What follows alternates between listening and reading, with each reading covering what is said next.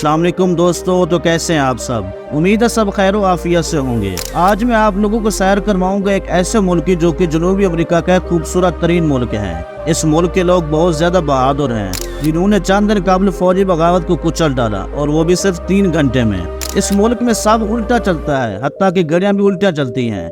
इस मुल्क में एक ऐसा मिरर है जो कि नमक से बनाया गया है, और इस मिरर को नील आर्मस्ट्रांग ने जब चांद पर कदम रखा था तो उसे ये वहां से नजर आया था। दोस्तों, हम बात कर रहे हैं बोलीविया की, तो जल्दी से सीट बेल्ट बांध लीजिए और चलते हैं बोलीविया के एक शानदार सफर पर।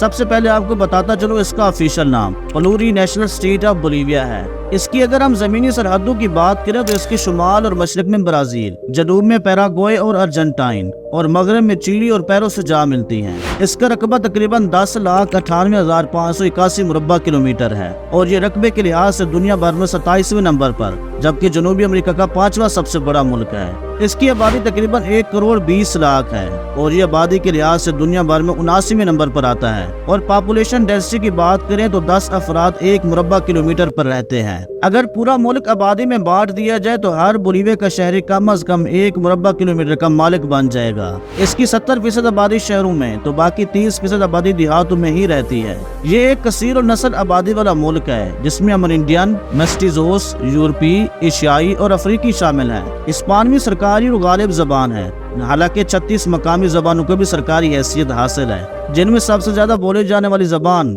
गवारानी, इमारा और केचवा है। इस मुल्क का नाम सिमोन बोलीवर के नाम पर रखा गया, एक फौजी रहनुमा जिसने लातीनी अमेरिकी मुल्क को आजादी दिलाई थी। बोलीविया के 2 दारुल-हुकूमत हैं, लापाज और सक्रे ऐनी दारुल-हुकूमत है, जबकि लापाज इंतजामी दारुल-हुकूमत है। बोलीविया का सबसे बड़ा शहर और business hub Santa Cruz de la Sierra है, जो मुल्क के मशरक में वाक़ है। दोस्तों, यहाँ रहने वाले 92.8% लोगों का मजहब ईसाईयत है, और तकरीबन 81.4% कैथोलिक ईसाई, जबकि 11.4% दूसरे ईसाई फिरकों से ताल्लुक रखने वाले लोग आबाद हैं। बोलीविया की आधे से ज्यादा आबादी गुर्बत की सतह से नीचे रहती है, जिसका मतलब ये है कि ये आबादी $1.90 से कम कमाती है। दिलचस्प बात यह है कि बोलीविया में गुज़िश्ता 2 वर्षों में 2 मरतबा ही हुकूमतों के तख्ते उल्टने के वाक़यात हुए। हालांकि बोलीवियन बड़े सीधे साधे लोग हैं, जिनका कोई पोशीदा एजेंडा भी नहीं होता, जबकि इसके मुकाबले में अगर हम पाकिस्तानियों को देखें तो आपको कोई भी ऐसा नहीं मिलेगा जिसका पोशीदा एजेंडा ना हो, यानी वो खुली और सादा बात नहीं करते। बोलीविया एक पथरीला और पहाड़ी नुमा मुल्क है, जो मादनी ज़राए से भरा पड़ा है। वहाँ पेट्रोलियम, सोना, गैस, सिल्वर लीड के बेपनाह ज़खायर हैं, जिन्हें अंदरूनी सियासत और बदअमनी इस्तेमाल करने का मौका नहीं देती। यही दौलत आलमी तवज्जो का मरकज भी है। सियासी अदम इस्तेहकाम की वजह से आलमी सरमायाकारों की तवज्जो ना होने के बराबर है। Bolivia Chile, Peru, Brazil, Argentine और पैराग्वे में घिरी हुई बड़ी रियासत है, जो कि लैंडलॉक है। और अगर आज हम इसके जीडीपी की बात करें तो इसका जीडीपी तकरीबन $46.796 बिलियन है, और बालिहाज जीडीपी दुनिया भर में 96 नंबर पर आता है। और इसकी करेंसी को बोलीवियानो कहा जाता है। उनका एक बोलीवियानो पाकिस्तानी 40 रुपए, जबकि इंडियन 12 रुपए के बराबर है। दोस्तों, अब मैं आप लोगों को बताने लगा हूँ बोलीविया के ऐसे दिलचस्प वाक़यात जिनसे आप नावाकिफ होंगे, लेकिन बताने से पहले आपसे गुजारिश है कि हमारे इस YouTube चैनल दी एनजेड वर्ल्ड को लाजमी सब्सक्राइब कर दें, और साथ ही दिए बेल आइकन को भी दबा दें, ताकि हमारी हर नई आने वाली मालूमाती वीडियो आपको बर वक्त मिलती रहे। दोस्तों, आप सबने चे गुवेरा का नाम तो लाजमी सुना ही होगा। क्या आपको पता है कि वो बोलीविया में ही पकड़ा गया था, और वो जहाँ रहता था छुपकर आज वो जगह बोलीविया की मशहूर टूरिस्ट अट्रैक्शन स्पॉट बन चुकी है। बोलीविया जनूबी अमेरिका में एक खुश्की से घिरा हुआ मुल्क है। पेरू के साथ खराब ताल्लुकात और चिली के साथ जंग की बदौलत बोलीविया ने अपना साहिली इलाका खो दिया था, और आज उस इलाके पर चिली का कब्जा है। और बोलीविया आज एक ऐसा मुल्क है जो समंदर के जरिए किसी भी मसनूआत की दरामद पर डबल टैक्स अदा करता है। बोलीविया में बहरुल काहिल की जंग में चिली से खोए गए साहिली पट्टे पर सोग मनाने के लिए समंदर का दिन हर साल मनाया जाता है। बोलीविया दुनिया की सबसे ऊंची बहरी झील टीटीकाका का घर है, और ये झील दुनिया की सबसे बड़ी झील और लातीनी अमेरिका की भी सबसे बड़ी झील मानी जाती है। और इस झील का कुछ हिस्सा पैरों से भी लगता है, और ये झील भी बहुत बड़ा तजारती रास्ता फराहम करती है। लापाज शहर के साथ यानस साल्ट फ्लैट एक ऐसी जगह है जहां दुनिया का सबसे बड़ा नमक का जखीरा मौजूद है, और ये साल्ट फ्लैट 10,582 मुरब्बा किलोमीटर पर फैला हुआ है, और इसको दुनिया का the largest mirror of earth भी कहा जाता है। साल्ट फ्लैट के साथ एक होटल भी मौजूद है, जो कि मुकम्मल तौर पर नमक से बनाया गया है। حتیٰ کہ وہاں بیٹھنے اور سونے کے لیے کرسیاں اور بیڈ بھی نمک سے بنائے گئے ہیں۔ نیل آرمسٹرانگ نے یونی سال فلیٹ کو خلا سے بھی چمکتے ہوئے دیکھا تھا۔ مشہور خلا باز نیل آرمسٹرانگ نہ صرف چاند پر قدم رکھنے والے پہلے انسان تھے بلکہ وہ کئی دہائیوں قبل یونی سال فلیٹ کا دورہ کرنے والے پہلے سیاحوں میں سے بھی ایک تھے۔ وہ کہتے ہیں کہ اس نے دیکھا کہ بہت بڑا آئینے کی طرح دکھائی دیتا ہے جو جنوبی امریکہ سے چمک رہا ہے۔ جو کچھ اس نے دیکھا اس سے وہ اتنا متاثر ہوا کہ اس نے اپنے خاندان کے ساتھ اس عجیب و غریب جگہ کا دورہ کرنے کا فیصلہ کیا تھا۔ جنوب مغربی بولیویا کا شہر پوٹوسی اب تک کی سب سے بڑی چاندوں کی کانوں میں سے ایک ہے۔ 16ویں صدی کے دوران سیرو ریکو کے پہاڑ نے اسپانیوں کی جانب سے دنیا کی 50% سے زیادہ چاندی پیدا کی اور پوٹوسی 2 لاکھ سے زیادہ لوگوں کی آبادی کے ساتھ نئی دنیا کے سب سے بڑے شہروں میں سے ایک بن گیا تھا، جو کہ اس وقت کے کئی یورپی شہروں سے بھی بڑا شہر بن گیا تھا۔ آج سیرو ریکو میں دیگر دھاتوں کی کان کنی تو جاری ہے لیکن چاندی کے ذخائر تقریباً ختم ہو چکے ہیں۔ بولیویا کو خطے میں جنوبی امریکہ کا دل کہا جاتا ہے۔ ایسا اس لیے کہا جاتا ہے کیونکہ بولیویا جغرافیائی طور پر براعظم جنوبی امریکہ کے درمیان میں واقع ہے۔ پیرو، چلی، ارجنٹائن، پیراگوئے اور برازیل کے ساتھ سرحدیں ملتی ہیں۔ بہت سے لوگ اب خطے کے 1 یا 2 دیگر ممالک کے ساتھ بولیویا کا دورہ بھی کر رہے ہیں۔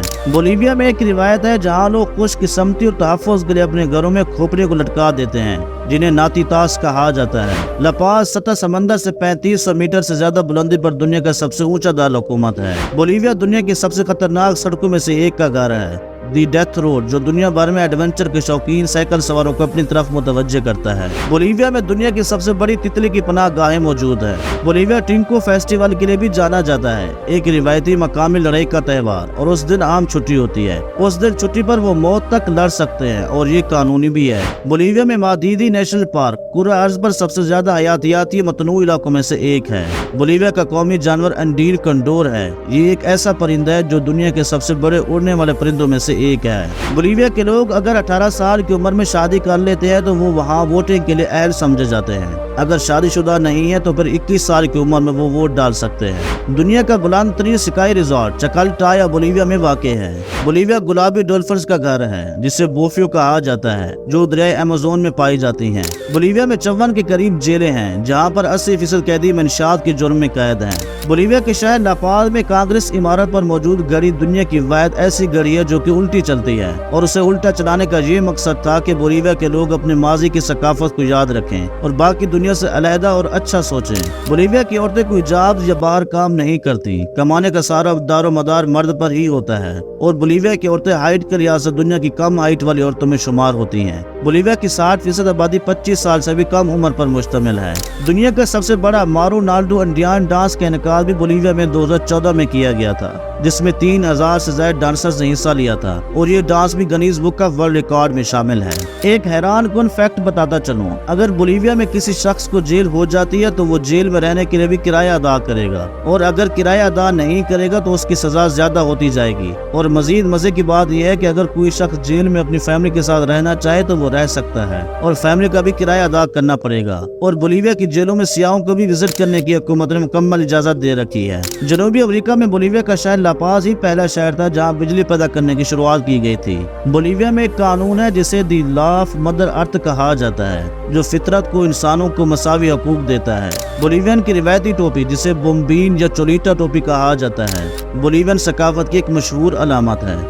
دوستو، اگر ہم اس کی تاریخ پر سرسری نظر ڈالیں تو ہسپانوی نو آبادیات سے پہلے بولیویا کا انڈین علاقہ ان کا سلطنت کا حصہ تھا، جبکہ شمالی اور مشرقی نشیبی علاقوں میں آزاد قبائل آباد تھے۔ کسکو اور اسانشیون سے آنے والے ہسپانوی نے 16ویں صدی میں اس علاقے کا کنٹرول سنبھال لیا۔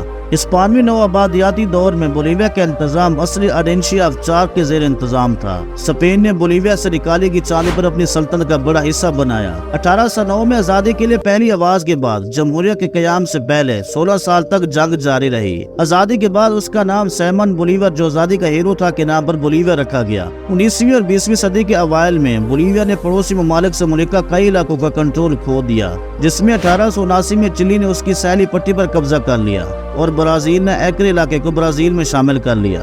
بولیویا جنوبی امریکہ کا دوسرا غریب ترین ملک ہے، حالانکہ اس نے غربت کی شرح میں کمی کی ہے، اور جنوبی امریکہ میں جی ڈی پی کے لحاظ سے سب سے تیزی سے بڑھتی ہوئی معیشت ہے۔ یہ ایک ترقی پذیر ملک ہے۔ اس کی اہم اقتصادی سرگرمیوں میں زراعت، جنگلات، ماہی گیری، خان کنی اور مینوفیکچرنگ کے سامان جیسے ٹیکسٹائل، کپڑا، قیمتی دھاتیں اور ریفائنڈ پیٹرولیم شامل ہیں۔